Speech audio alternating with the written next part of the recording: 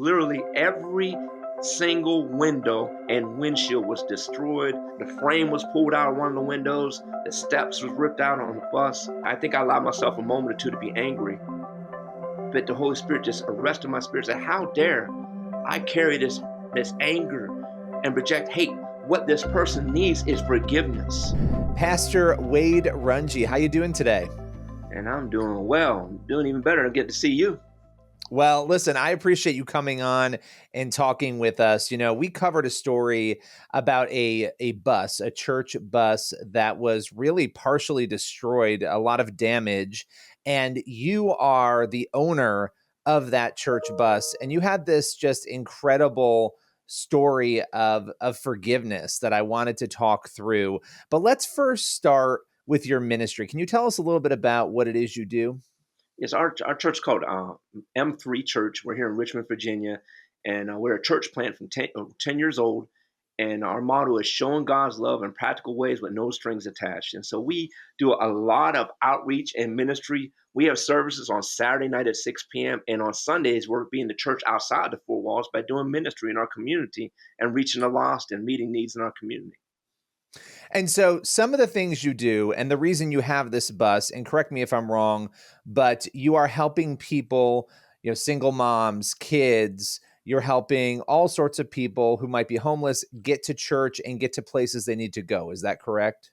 That is correct, because we meet a need of where there's a lot of at-risk population, homeless, displaced, and in the city of Richmond, they have a lot of people who been put in vouchers, put in hotels, and they have kids. They don't have kitchens, but they have kids.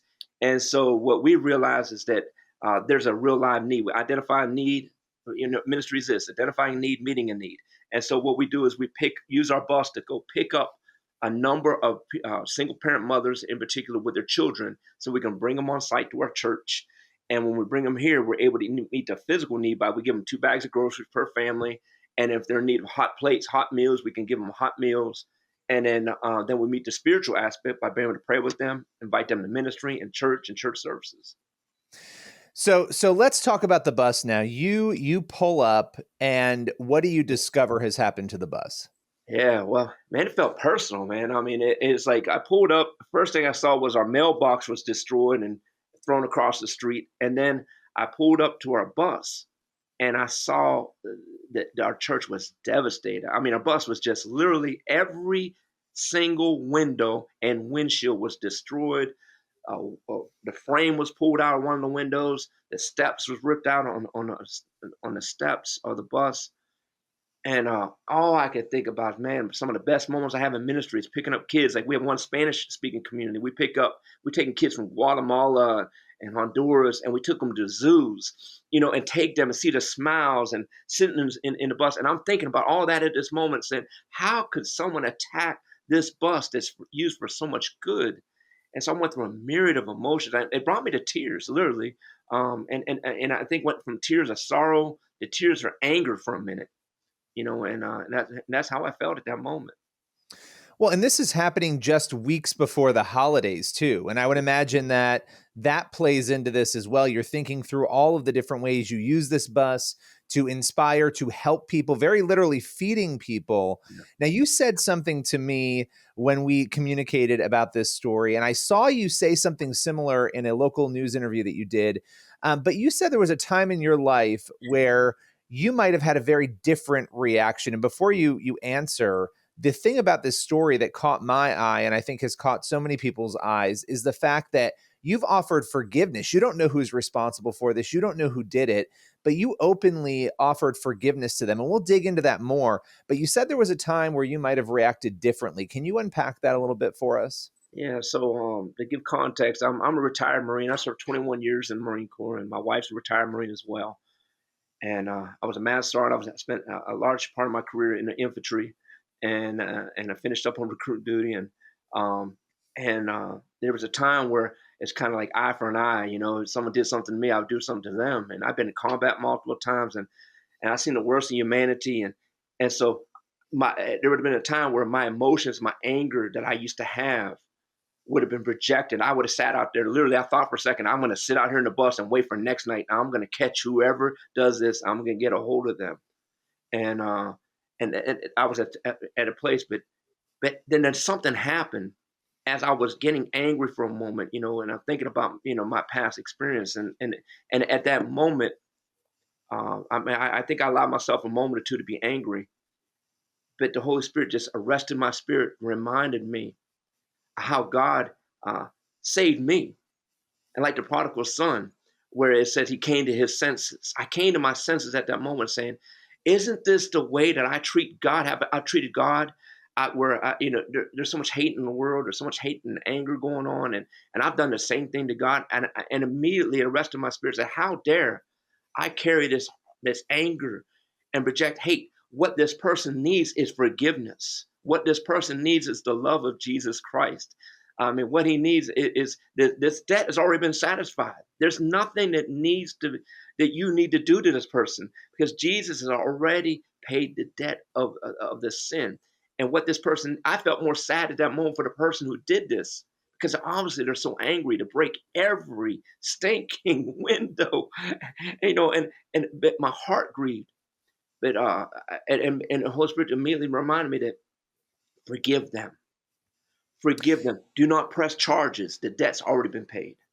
And that's the quote. I want to read this quote because you just said it. It wasn't even just that you openly forgave, which I think is the most amazing thing because there's a lot of frustration in this and that you can't help the people you want to help, right? And I know that Right. there's some insurance issues that we'll talk about, but here's what you said in the media. You said, I want to let that person know, the person who did this, we do not want to pursue charges because everyone makes mistakes and the debt's been satisfied. So you guys you're not going to press charges against this person. What are you hoping happens from here in terms of the person or the people responsible?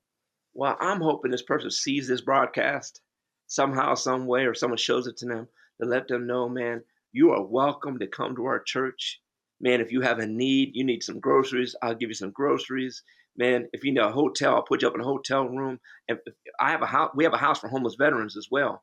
That we Wow. put 7 veterans up at a time. We have a Korean War veteran, and I put them up in there. You know, if they have a need, because I want to show them the love of Jesus. That Jesus, see, Bible talks about He loved us while we were yet sinners. Too many of us are focused as Christians. We should be the most forgiving and loving, charitable people on the planet. And I would look that person in the eye and say, "Look, man, you're forgiven, man. Can I give you hugs?" I'm like a hugger in relapse during this pandemic. I love hugging people, and I would love to hug them and embrace them and let them know they really are forgiven. It's just not words, and there wouldn't be a question asked. We would celebrate like the prodigal son, and we would put on a purple robe and kill a fatted calf, man, and celebrate that a son that was once lost has been found. I mean, that's really how I feel. Yeah.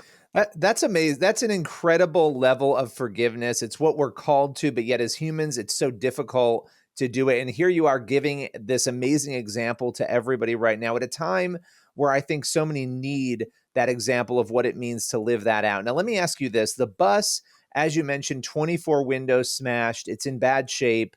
What are you going to do? Because I know that insurance is not fully going to cover that. So how can people help if people are watching right now and they want to help in some way?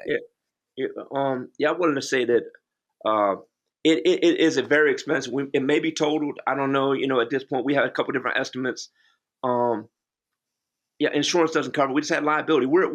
I'm basically on a shoestring budget because of what we do for outreach. We're not a mega church, but we do mega ministry.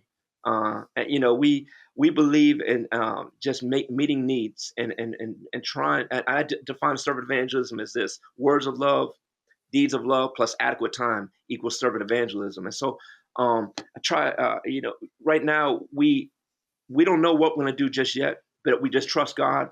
The insurance won't cover because all we have is liability. Bus insurance is very expensive. And then on top of that, the price for Thanksgiving and outreach and stuff like that for what we do for Christmas, Thanksgiving and outreach we do, the price of foods have just gone skyrocketed. The prices for everything, as we know, have gone up, and so we already were like tight on a budget for Thanksgiving. And give context, we fed 30,000 people over the last 5 years. 30,000 people we have fed meals. We've put up veterans. We've helped people in recovery, substance abuse, and we did it by the grace of God, a leap of faith on a shoestring budget, and And God has always provided. So in the midst of this, I'm believing God that what the enemy intended for our harm, God's going to turn around for the good. It felt bad. It felt personal. This attack felt personal. Here we are doing stuff in our community. It felt personal, this attack. It was like a demonic attack that we know no weapon is formed against us shall prosper. And if God is sovereign, which I know he is, he has he's going to get the glory out of this story somehow, some way. I believe we may end up with our bus getting fixed. Maybe we'll get a new bus. Maybe we'll get a van. But I just believe God's going to do it. And I mean, we need help. Yes. If someone would feel in their heart they would like to donate to help us, we would be grateful. Just not for our bus, but also for our outreach, for our recovery house, because we're making a difference one life at a time. The ministry of one. Everyone matters.